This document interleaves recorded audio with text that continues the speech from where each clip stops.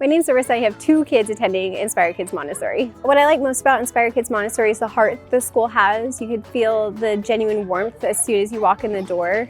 The teachers really care about the students love it here, and you could just tell that everybody really enjoys being a part of this family here. She's learning how to read at 4 years old, which is really exciting.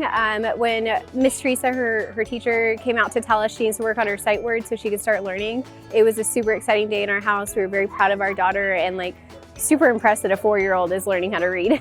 I think the level of education here, the level of commitment to the students is just unparalleled. I feel like when we first picked the school with my daughter, she was only 4 months old. It's a really tough decision to know where to send an infant, but for here we just feel that everyone's very safe and secure, and the kids are really well cared for. In the infant program, I know my son is constantly coming home with tons of art projects.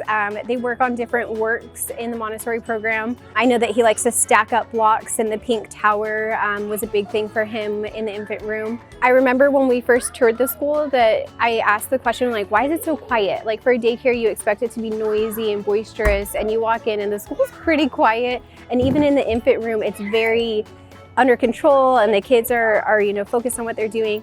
And I asked the director that, and she said it's because the kids are engaged. And I really didn't understand that until I looked at other schools and could see the difference, that even in the infant program, they have the kids sitting in circle time. They're doing music and learning, and the kids are enjoying what they're doing. And you could just tell the difference between that and another school.